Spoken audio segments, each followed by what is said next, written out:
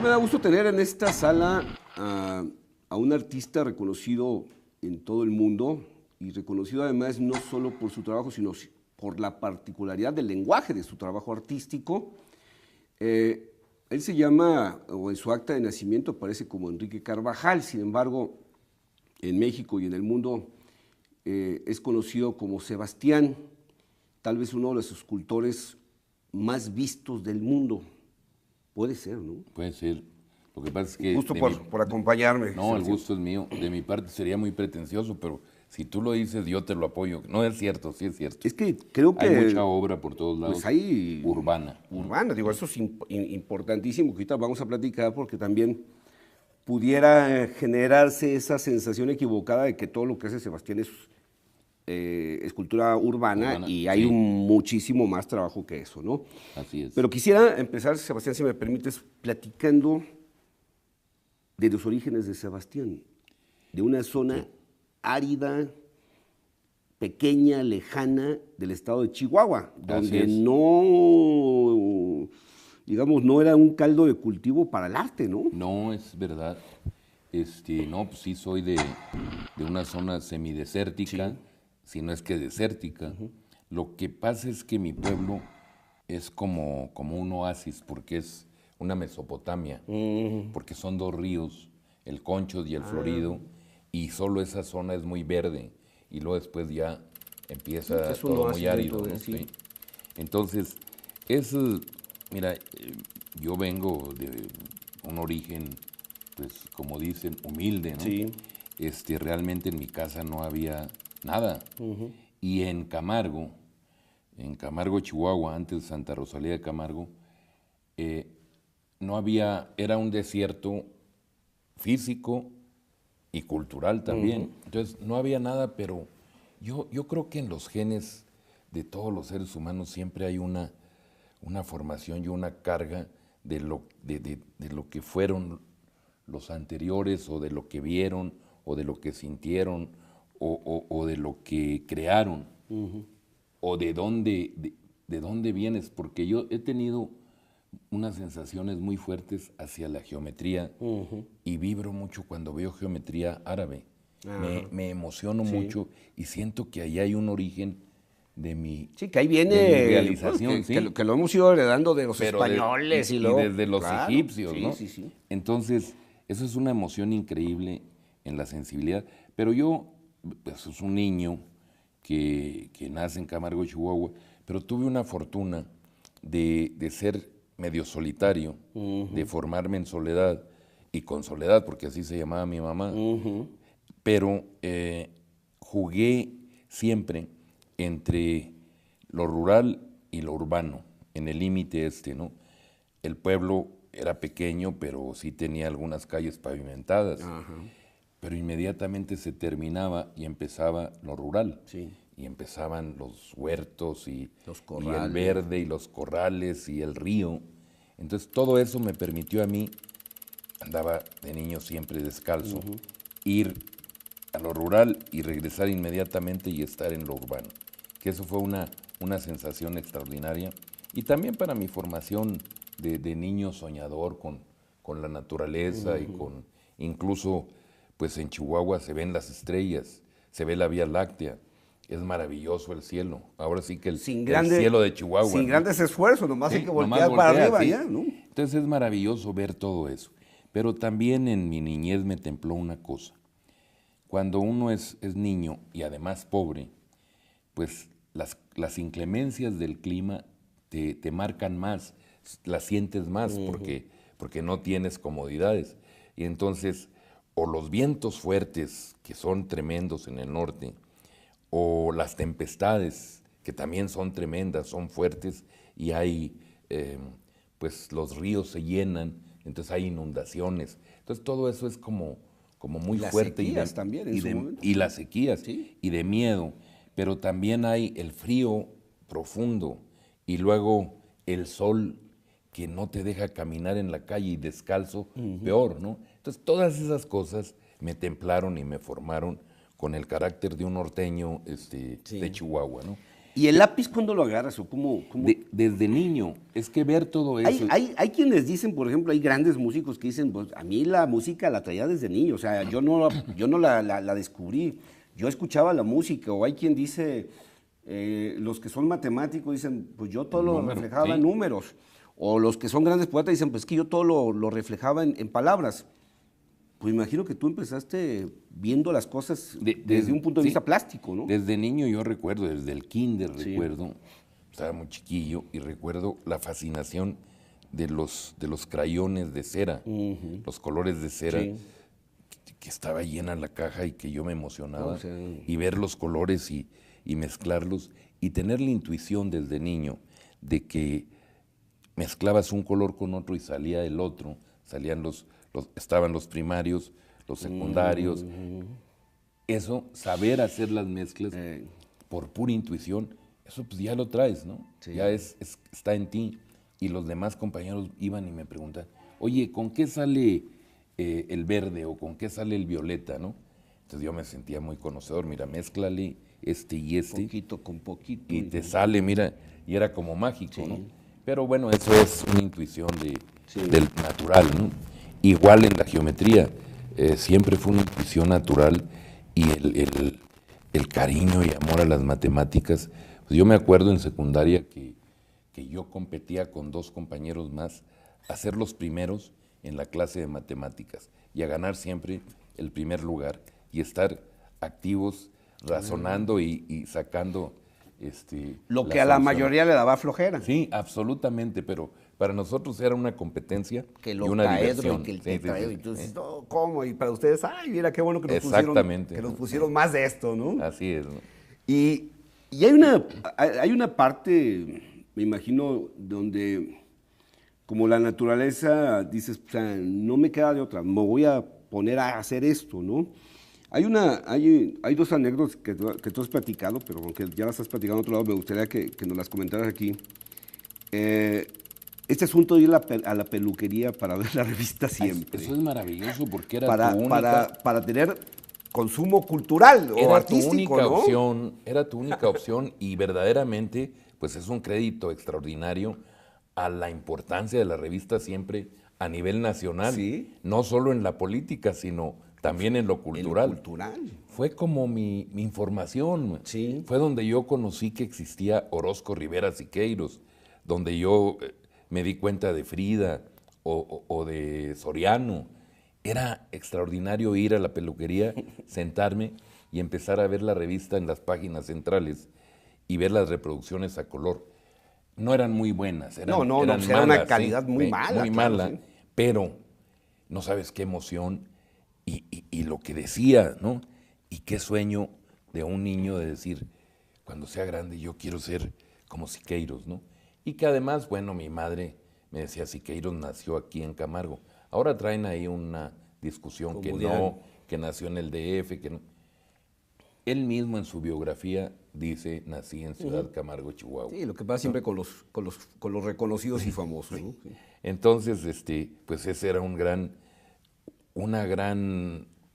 peso, pero también pues una gran motivación para mí que Siqueiros fuera de Chihuahua y que yo quería ser un gran artista como él, ¿no? Sí, que además es una inspiración decir, alguien de aquí puede conseguir sí, eso, claro, ¿no? como de este pueblo, ¿sí? Aquí nació, en este pueblo, igual que yo, vio mi Mesopotamia, sí. Vio este verde. A lo mejor también caminó descalzo y vio los ríos, ¿no? Así es, y lo narra en su biografía, con su abuelo, cómo le tiraba balazos a los pies para que se hiciera machito y para que bailara, para que aguantara. Entonces, descalzo, imagínate. Sí. Sebastián, tengo que hacer un primer corte. Ahora que regresemos, me gustaría que platicáramos de otra anécdota que me parece fascinante, así como le debemos a la revista Siempre el haberte motivado a desarrollar tu vena artística. Pues quién iba a pensar que de una cajita de cerillos clásicos iban a ser también tu inspiración para una escultura, la Venus del Nilo. Claro que y que platicamos también enseguida de tu venida a México. Claro, ¿te parece? Va.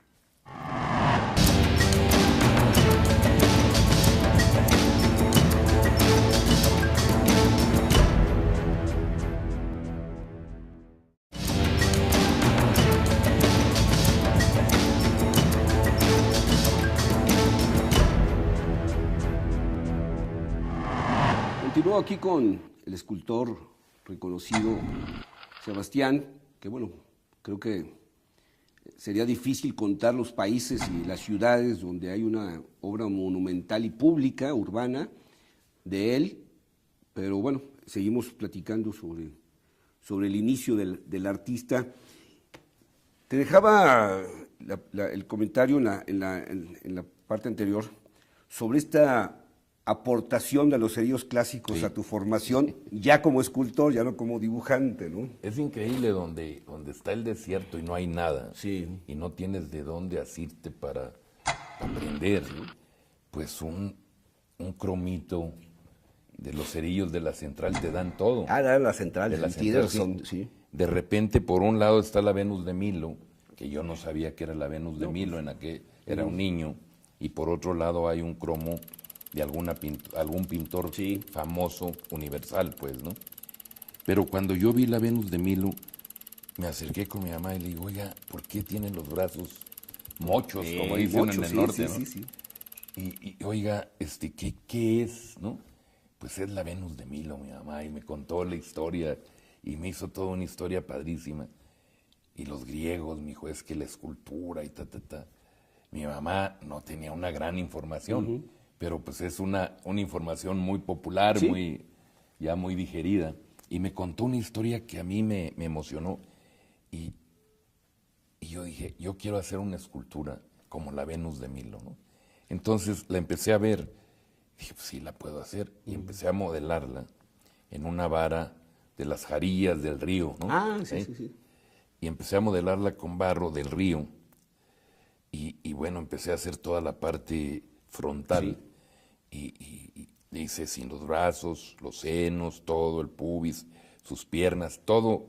¿Y te salió más o menos? No, me salió bien, pues, si yo era bueno. Como debe ser. No, ya desde Según el yo, inicio. no es cierto, no.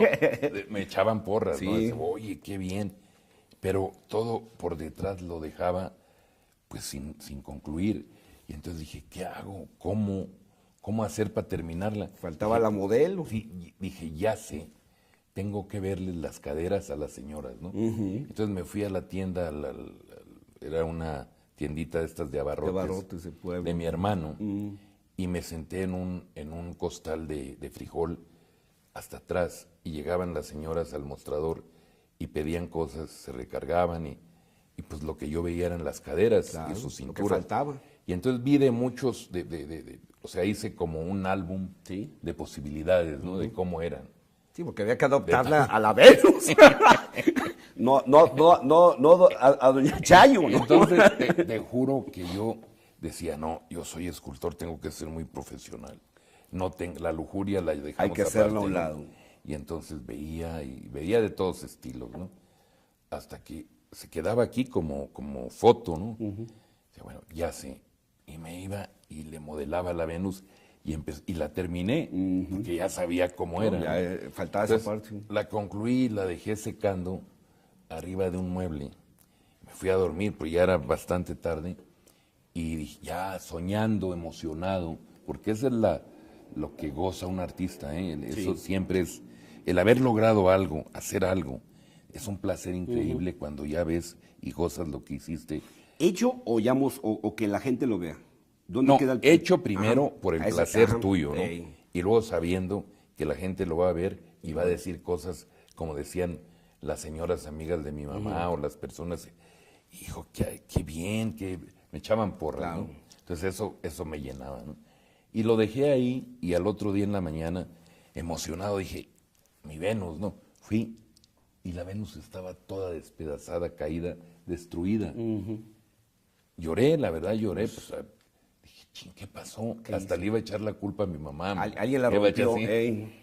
Y no, es que se hinchó la vara.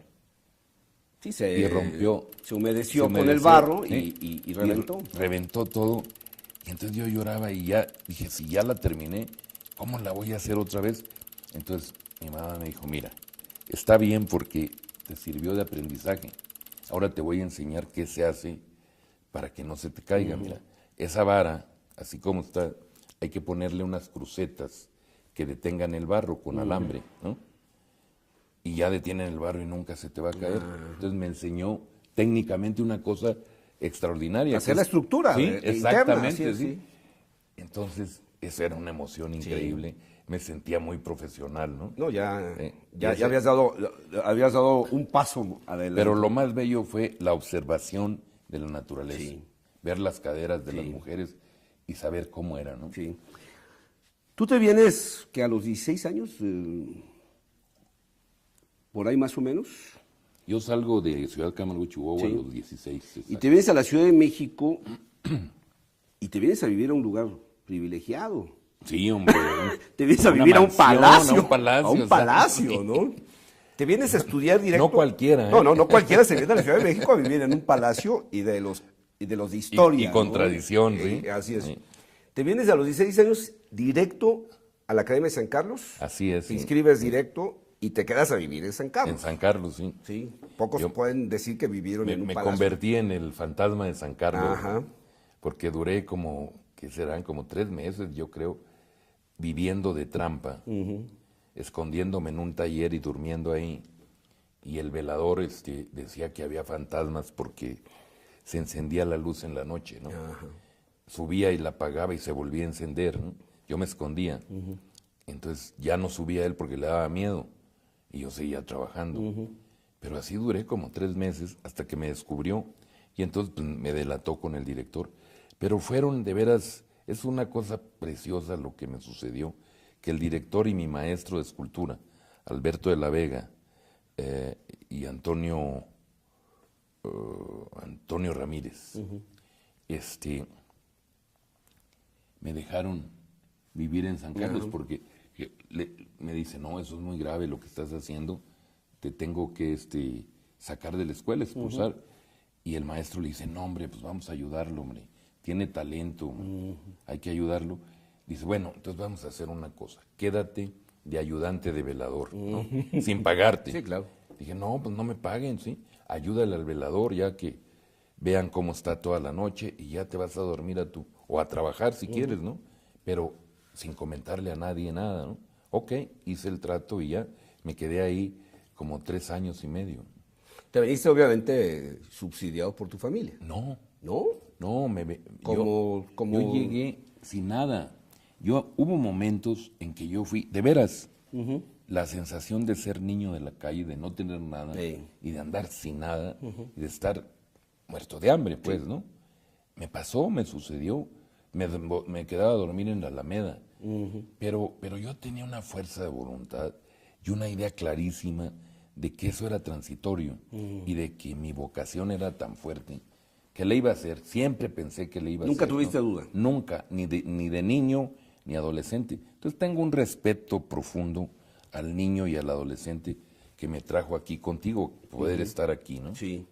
Y tú en la escuela, obviamente, pues pasas por toda la formación académica clásica, ¿no? O sea, no pasas por todo ese proceso pues, que pasa todo artista del dibujo clásico, del empezar a pintar, o sea, no... Sí. Deja decirte, yo en San Carlos aprendí lo que no se debe de hacer, pero es muy importante aprenderlo. Sí, sí. Pero sí aprendí todo lo que me enseñaron de técnica y de academia y de todo lo formal, lo aprendí. El que no lo aprende, hay de aquel que no lo aprende, porque entonces cuando estás produciendo tu obra, ya con tu lenguaje personal, no sabes cómo, si tienes que tener ayudantes o trabajadores, no sabes cómo se hacen las cosas, ¿no? Ni cómo pedirle a un cantero que te pique la piedra o a un herrero que te haga una buena armazón y que te suelde como debe ser. Eso lo aprendí en San Carlos, ¿no? Entonces aprendí a patinar bronce, aprendí a picar piedra, aprendí pues a trabajar con el barro, y una de las cosas increíbles que me sucedió es que un día pasé al patio trasero y había un escultor trabajando una escultura de calles, ¿no? Y después estaba trabajando una escultura de un Cuitláhuac que está por ahí en Reforma. Y entonces yo preguntaba, y era Asúnzolo, el gran escultor de Chihuahua también, ¿no? Y yo me sentaba ahí, me quedaba viéndolo trabajar, y ya se le hacía raro a él que, pues, ¿este qué? Dice, ¿y tú qué? ¿Qué haces aquí? ¿Estudias? Sí, estudio. ¿Qué estudias? Escultura. ¿De dónde eres? Pues de Chihuahua, ¿no? Ah, pues somos paisanos. Me dice, a ver, échale ahí un modelado a ese pie. Modélale, y platicamos. Y yo me puse a modelar, y la parte que modelé yo la dejó. Ahí está.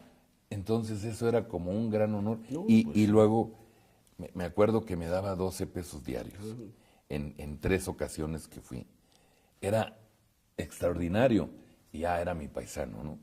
El gran escultor Asúnzolo. Pero que era, obviamente, un lenguaje que no iba a ser tuyo. No. Y voy a hacer un segundo corte, Sebastián, si me permites. Y me gustaría que regresemos, que nos platiques cómo encontraste tu propio lenguaje, que además creo que debe ser muy difícil para un artista encontrar realmente un lenguaje propio, pero además realmente distinto al común, ¿no? ¿Te parece? Claro.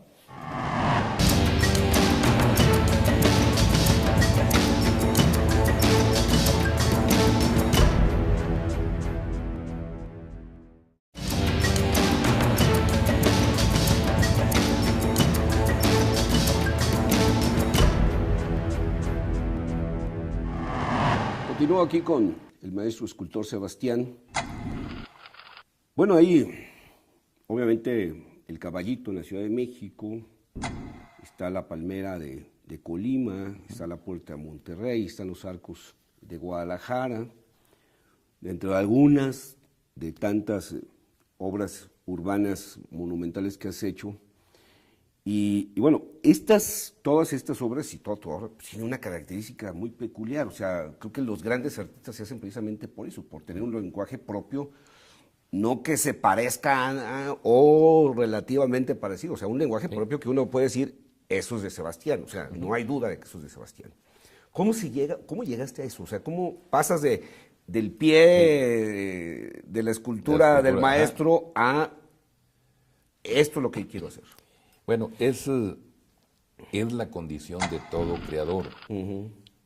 A eso es lo que va a buscar, y eso es para lo que se va a dedicar o va a dedicar toda su vida, buscando una manera de decir las cosas para tener un lenguaje propio. Sí. Y eso es muy importante. Y eso se va dando con la experiencia de hacer y con la madurez del creador, ¿no? Y bueno, tiene talento, tiene muchas cosas más mezcladas, ¿no? Pero, ¿cómo encontré el lenguaje? Pues primero era hacer lo que tenía que hacer en la academia. Pero luego empecé a pensar qué podía hacer yo como lenguaje, y apareció el número, las matemáticas, la geometría, que desde siempre ha estado en la historia del arte, un poquito detrás de la estructura de las obras, ¿no? En la naturaleza misma. Y en la naturaleza misma, ¿no? Pero en los griegos la composición y la geometría es extraordinaria, está siempre, ¿no? En el Renacimiento, en los romanos, en los egipcios, en todos, Bueno, ¿no? y en la pintura, la perspectiva, la proporción, pues eso es fundamental. ¿Sí? Cuando vi el Renacimiento, que era una especie de inicio con conciencia profunda de arte, ciencia y tecnología, a nivel Renacimiento, ¿no? Dije, esa es la clave para la evolución de un lenguaje y del hombre, ¿sí? Cuando esté bien mezclado arte, ciencia y tecnología, los artistas todos van a avanzar maravillosamente. Y de hecho unos inconscientemente lo hacen y avanzan, ¿no? Pero a veces no lo quieren aceptar. Sí. Pero lo que yo hice fue decir, bueno, voy a tomar la geometría y el número como las letras, como el lenguaje escrito y el lenguaje hablado, y como son las letras, las sílabas, las palabras, las frases, pues lo voy a hacer con geometría para poder decir cosas, pero voy a encontrar mi proporción y mi número para que todo tenga una personalidad. Y de repente pensé que, bueno, los poetas hacen eso, los poetas toman el lenguaje, que es de todos, pero que poetas, ¿no? Lo arman y no todos podemos ser poetas, ¿no? Entonces dije, bueno, voy a decir cosas con esto y todos pueden tomar la geometría y todos pueden decir cosas, pero necesita ser, entre comillas, más poeta, pues más con un lenguaje bien establecido, lógico, profundo, estudiado. Y lo empecé a hacer y empecé a razonarlo y empezó a aparecer muy con la personalidad, y entonces empecé a darme cuenta que podía decir todos los sentimientos que tiene un ser humano, todos, hasta los más abstractos y los más sublimes. Entonces podía ser agresivo, podía ser sensual, podía ser erótico, con la geometría, con la forma. Y todos decían, oye, pero si es tan fría. No es cierto, la geometría no es fría, es frío el que la ve y la contempla mal, ¿no? La geometría puede ser tremendamente sensual y tremendamente erótica, ¿no? Y muy expresiva. Y muy expresiva, exacto. Y hacer maravillas de estructura, de estrategias estructurales, y ser profundamente bella, ¿no? Y además la proporción y el número también, ser absolutamente bellos, ¿no? Entonces me di cuenta que la geometría estaba íntimamente ligada a las matemáticas. Y también vi que en el Renacimiento existían, los 5 cuerpos regulares, que fueron los 5 sólidos platónicos, que también Platón razonó y que los geómetras griegos los analizaron y les sirvieron de conocimiento. Y luego en el Renacimiento Luca Pacioli pues hace una compilación de todos los trazos y el pensamiento geométrico, estructural de los renacentistas, con Piero della Francesca, con Leonardo, y hace la divina proporción. Entonces, viendo eso, dije, los 5 cuerpos regulares son fundamentales a través de la historia del arte, porque luego observé que Fuller, el creador de las cúpulas geodésicas, volvió a retomar los 5 cuerpos regulares y se quedó con el icosaedro e hizo todo un razonamiento estructural para que funcionaran y calcular las cúpulas geodésicas. Entonces dije, son claves, entonces los voy a tomar yo en mi lenguaje para decir transformables, los transformables de Sebastián. Entonces los tomé con el sistema regular de la cristalografía y analizando una cinta que se llama la cinta de Mobius, que tiene un solo lado, que son 2 dimensiones, y que luego después se evolucionó todo, pero tomé eso y empecé a trabajar con los 5 cuerpos regulares y empecé a cortarlos dentro de la cristalografía y empecé a unirlos estratégicamente que tuvieran que ver con la cinta. Entonces empezaron a moverse y empezaron a dar un universo. Sí, que empezaste a hacer esculturas que a su vez eran varias esculturas. Varias esculturas en una, No es una escultura, son Por eso varias te digo, esculturas. era un Sí, universo, claro, sí, sí. un universo, pero luego una tenía un carácter, otra otro y otro. Y ahí fue también donde me di más claramente que yo tenía un lenguaje, porque no se repiten, porque todas son absolutamente diferentes, porque están hechas con un lenguaje y con un código establecido ya, y tienen una relación que las convierte en un sistema. Y una gran variación. ¿Sí? También, sí. Y tienen aplicado arte, ciencia, y en el caso de los cubos, ya cuando hice el diseño para los moldes y el sistema de cómo estructurarlos, pues es también tecnología, porque es plástico inyectado y cómo se van a construir por dentro para que se puedan mover, ¿no? Entonces dije, bueno, pues ya cumplí con lo que yo quería, que en lo moderno o en mi época tuvieran una característica renacentista en ese sentido, ¿no? ¿Y cuándo aparece la primera obra monumental, la primera obra urbana? Desde un principio estaba yo ya preocupado de obras monumentales urbanas, pero no había dinero.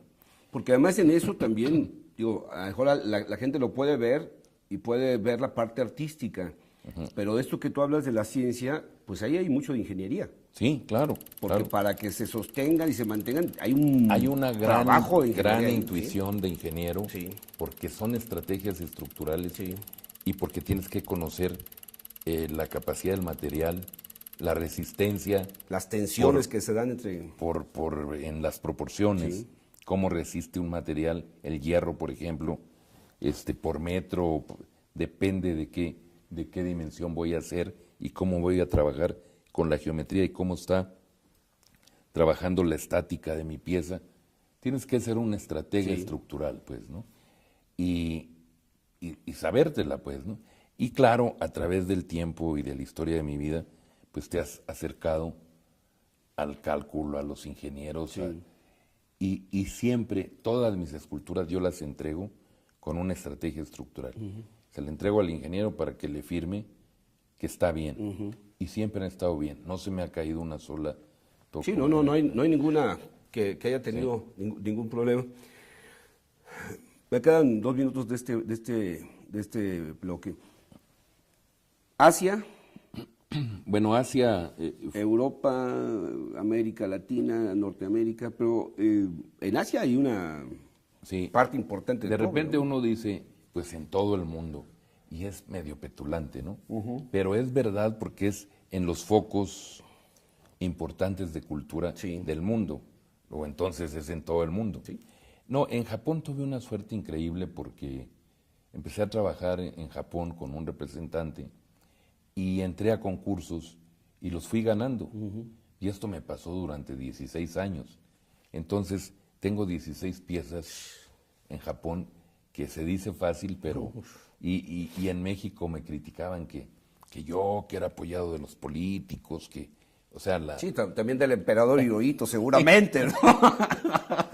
Yo decía, pues, ¿cómo le voy a hablar en japonés para Para que me eche la venderle? mano, Voy a hacer un último corte y ahora que regresamos, me gustaría que platicáramos específicamente de algunas de estas obras, porque creo que si bien en algún momento o en el inicio de cada proyecto esto ha habido polémica, pero al final de cuentas creo que con el tiempo nadie discute la calidad y la trascendencia de la obra de Sebastián, y que también platicamos sobre el otro trabajo que estás haciendo en joyería, en orfebrería y, por supuesto, de la fundación que Seguro. haces, ¿sí?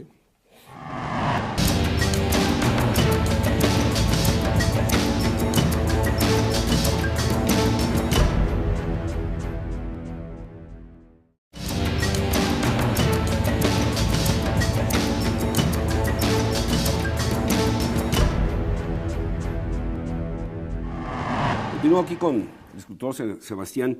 Bueno, cuando yo iniciaba esta entrevista decía que seguramente eres uno de los escultores más vistos del mundo, precisamente por, yo que ya perdiste la cuenta de cuántas esculturas monumentales urbanas debes tener por todo el mundo, ¿no? Sí tengo la cuenta de las monumentales, Sí. ¿no? De todas las que he hecho en mi vida, no. No. Es prácticamente imposible, pero de las monumentales sí, son 269. Híjole. Que se dice muy ¿En fácil. cuántas ciudades más o menos estamos hablando? Pues no, en número de ciudades, no Sí. sé, te puedo más o menos viajar por el mundo Sí. para irte diciendo, por ejemplo... Pero a ver, así rápido, empiezo- algunas ciudades, sí. Empiezo saliendo de Vancouver, que en Vancouver tengo una. De Vancouver a Japón, en Japón tengo 16. 16, decías, sí. Brinco a Corea, en Corea tengo 4. Y luego me voy a Singapur, tengo una. Y luego brinco hasta Israel. Ahí tengo creo que son 2, pero la que yo consciente es una que pusimos. Y luego me voy a Egipto, ahí tengo 3. Y luego a Marruecos tengo una. Y luego brinco a España, en España tengo en diferentes ciudades. Nada menos que en Alcalá de Henares tengo, que es la cuna de Cervantes, Sí. el Quijote monumental como símbolo de Alcalá de Henares, que bueno, para mí es un gran honor porque es casi la nada, cuna ¿no? de Cervantes, Casi ¿no? nada, sí. Y luego en Toledo, que es una ciudad también que no tenía esculturas modernas, ¿no? Pues fui el primero en entrar a la ciudad de Toledo antigua, y a la ciudad moderna abajo, ¿no? Entonces en Toledo, en Cádiz, en La Granja, o sea, en varios lugares, en Avilés también. Entonces en España tengo ya en muchos sitios, ¿no? Y luego tengo en Francia, tengo en Alemania en unas fábricas, tengo en Dublín tengo 4, en Islandia, y luego ya me regreso a la Unión Americana, y en la Unión Americana tengo en varios estados. En San Antonio, por ejemplo, el ícono de San Antonio, con el Álamo y con la torre esta de la feria de Misfer, de la feria internacional, son los 3 íconos fuertes de San Antonio. Tengo en El Paso, Texas, tengo en McAllen, en Bronzeville, tengo en Oregon y en Nueva York.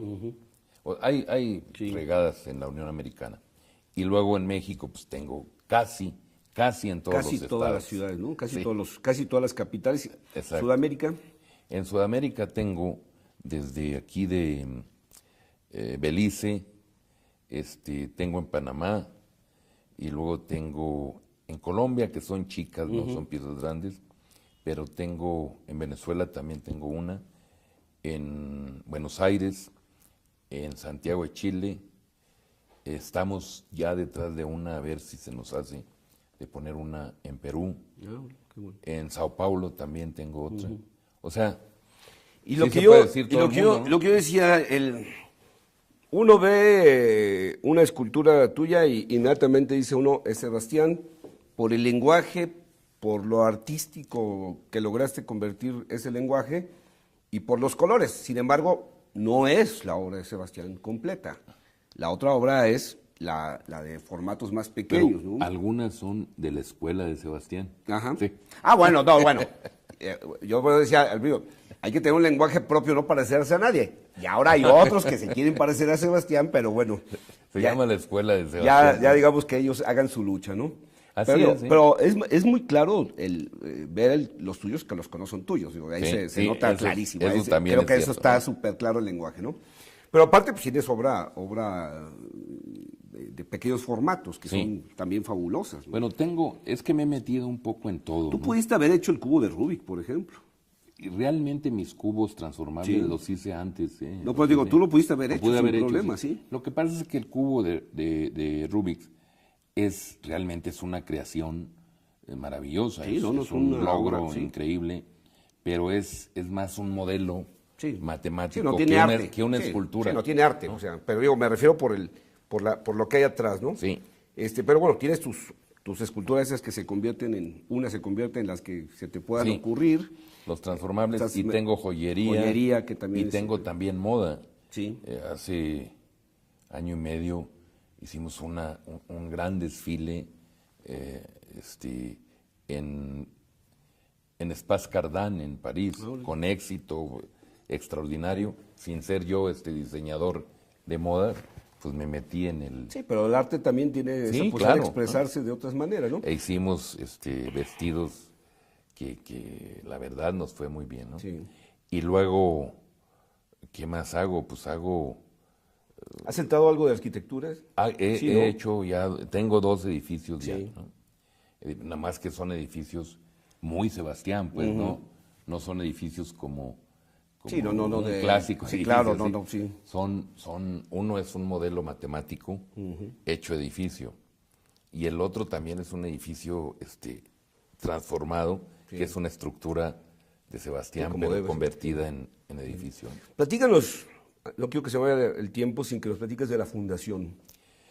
Bueno, la fundación yo realmente la he creado, primero para proteger un poco mi producción, mi acervo, Sí.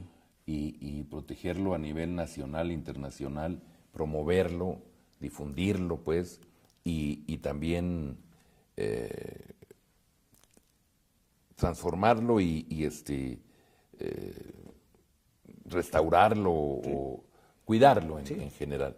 Sí, Y porque de digo, repente, muchas de estas a futuro van a necesitar restauración sí, y, bueno, pues hay que estar pendiente de eso. pero ¿no? me pareció muy egoísta Sí. pensar nada más en eso. Y me abrí a que la fundación fuera una fundación cultural de promoción a todas las manifestaciones de cultura.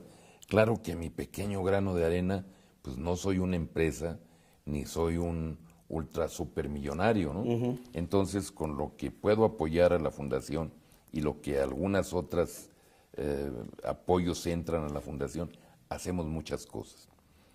Presentamos de arte plástico en todas las disciplinas, en todas las manifestaciones. Apoyamos a los jóvenes y a los consagrados. Tenemos una colección, aparte apoyamos a la música, a todas las artes, al teatro, claro, dentro de nuestras posibilidades. Presentamos libros, editamos libros, hacemos todo lo que puede ser cultura, pues, ¿no? Y está aquí en la Ciudad de México, recuérdeme la calle. En Patriotismo ¿no? 304, Sí. es que parece una gran bodega y no tiene, como que no tiene chiste, pero se abren las puertas y dentro hay cosas maravillosas, Sí. sobre todo porque hay muchas obras de muchos artistas mexicanos muy buenas, ¿no? ¿No tuviste nunca la tentación de modificar tu lenguaje? No, porque es una vez que vas detrás de un lenguaje y que lo maduras y lo estableces, es con lo que te vas a manifestar toda tu vida. Puedes cambiar, Dale variaciones, ¿no? darle variaciones, pero tu propio lenguaje se estira porque tú eres el dueño y señor de tu propia expresión. Entonces tú puedes estirarlo, transformarlo, y de hecho me ha sucedido porque yo he hecho, por ejemplo, los transformables, esculturas urbanas, las esculturas de pequeño formato, pero siempre con un tema y con un tipo de investigación. Sí. Hice las esculturas cultivadas que se hacen con electrodepositación en el mar. Hice también, estoy haciendo de hecho la colección de obras en donde ya con geometría cuántica, por ejemplo, y con teoría de nudos, que es muy matemático, abstracto, pero que saco productos escultóricos y avalado por científicos, pues, analizado y avalado por científicos en la escritura, en los catálogos, y luego estoy ya en el punto de empezar, no empezar, sino concluir una investigación que estamos haciendo y produciendo nanoesculturas. Ah, híjole. Entonces, ves un abanico Desde lo monumental hasta a lo más pequeño, sí. Porque además, pues esa es la gran virtud de las matemáticas Ajá. y de las reglas matemáticas que se aplican a lo muy pequeño que a lo muy grande. Sebastián, pues se me acabó el tiempo, desgraciadamente. Te quiero agradecer el que nos hayas permitido conocer tu trayectoria, cómo desarrollaste este lenguaje, que para mí creo que es importantísimo que entendamos cómo se forma este lenguaje. Y por supuesto, como admirador del arte, pues el que hayas convertido a tantas ciudades en museo, Sí, hombre. que hayas sacado el arte a la calle y que hayas convertido a las ciudades en museo. Eso es maravilloso porque la calle se convierte en museo y además es absolutamente democrático y popular, ¿no? Es la única manera, porque los museos todavía tienes que abrir la puerta y entrar. Y en algunos aquí, casos tienes que pagar. pagar, sí. Y aquí lo ves porque lo ves. Sí. Lo tomas o lo dejas, pero Pero lo ahí está tienes que ver, disponible ¿sí? para todos. Pues muchas gracias por todo No, esto. al contrario. Muchas gracias.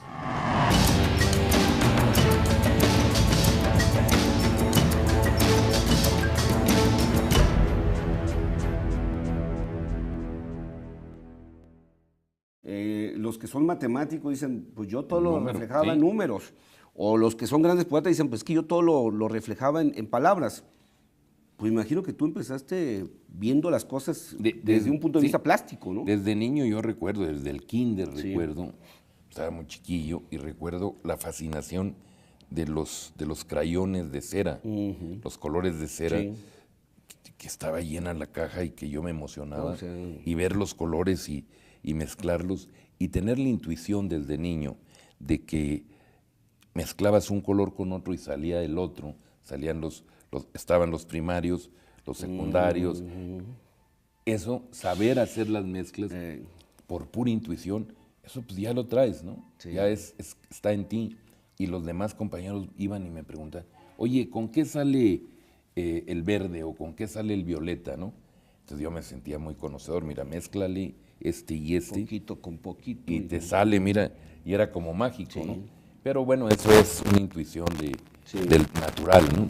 Igual en la geometría, siempre fue una intuición natural y el cariño y amor a las matemáticas. Pues yo me acuerdo en secundaria que yo competía con 2 compañeros más. Lejana del estado de Chihuahua, donde es. no, digamos, no era un caldo de cultivo para el arte, ¿no? No, es verdad. No, pues sí soy de una zona semidesértica, si no es que desértica. Lo que pasa es que mi pueblo es como un oasis, porque es una Mesopotamia, porque son 2 ríos, el Conchos y el Florido, y solo esa zona es muy verde, y luego después ya empieza es un todo oasis muy árido, dentro de ¿no? sí. Sí. Entonces, mira, yo vengo de un origen, pues como dicen, humilde, ¿no? Sí. Realmente en mi casa no había nada. Y en Camargo, Chihuahua, antes de Santa Rosalía de Camargo, no había, era un desierto físico y cultural también. Entonces no había nada, pero yo creo que en los genes de todos los seres humanos siempre hay una formación y una carga de lo que fueron los anteriores, o de lo que vieron, o de lo que sintieron, o de lo que crearon, o de dónde vienes, porque yo he tenido unas sensaciones muy fuertes hacia la geometría y vibro mucho cuando veo geometría árabe. Me emociono mucho y siento que ahí hay un origen de mi, Sí, que ahí viene de mi realización. que lo hemos ido heredando de los Pero españoles y luego, desde los claro, egipcios, sí, ¿no? Sí. Entonces, eso es una emoción increíble en la sensibilidad. Pero yo, pues, es un niño que nace en Camargo, Chihuahua, pero tuve una fortuna de ser medio solitario, de formarme en soledad y con soledad, porque así se llamaba mi mamá. Pero jugué siempre entre lo rural y lo urbano, en el límite ¿no? El pueblo era pequeño, pero sí tenía algunas calles pavimentadas. Pero inmediatamente se terminaba y empezaba lo rural. Sí. Y empezaban los huertos y corrales. el verde y los corrales y el río. Entonces todo eso me permitió a mí, andaba de niño siempre descalzo, ir a lo rural y regresar inmediatamente y estar en lo urbano. Que eso fue una sensación extraordinaria. Y también para mi formación de niño soñador con la naturaleza y con, incluso, pues en Chihuahua se ven las estrellas, se ve la Vía Láctea. Es maravilloso el cielo. Ahora sí que el cielo de Chihuahua. Sin grandes esfuerzos, nomás hay que voltear nomás para arriba sí. ya, ¿no? Entonces es maravilloso ver todo eso. Pero también en mi niñez me templó una cosa. Cuando uno es niño y además pobre, pues las inclemencias del clima te marcan más, las sientes más porque no tienes comodidades.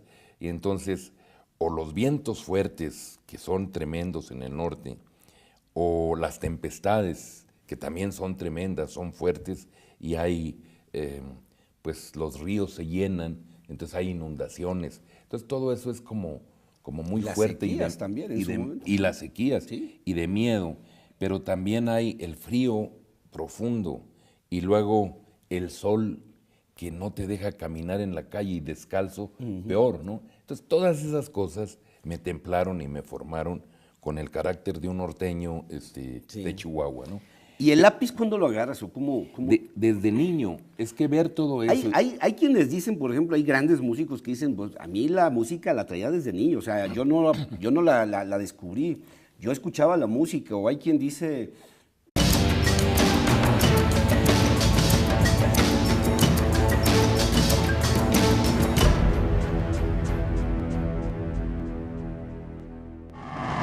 Hoy me da gusto tener en esta sala a un artista reconocido en todo el mundo y reconocido además no solo por su trabajo, sino por la particularidad del lenguaje de su trabajo artístico.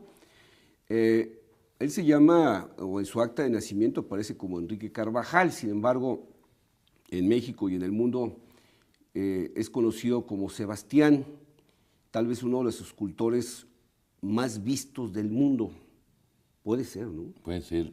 Lo que pasa es que... Gusto por acompañarme. No, el gusto es mío. De mi parte sería muy pretencioso, pero si tú lo dices, yo te lo apoyo. No es cierto, sí es cierto. Es que creo que... Hay mucha obra por todos lados. Pues hay... Urbana. Urbana, digo, eso es importantísimo, que ahorita vamos a platicar porque también pudiera generarse esa sensación equivocada de que todo lo que hace Sebastián es escultura urbana y hay sí. Muchísimo más trabajo que eso, ¿no? Así es. Pero quisiera empezar, Sebastián, si me permites, platicando de los orígenes de Sebastián, de una zona árida, pequeña,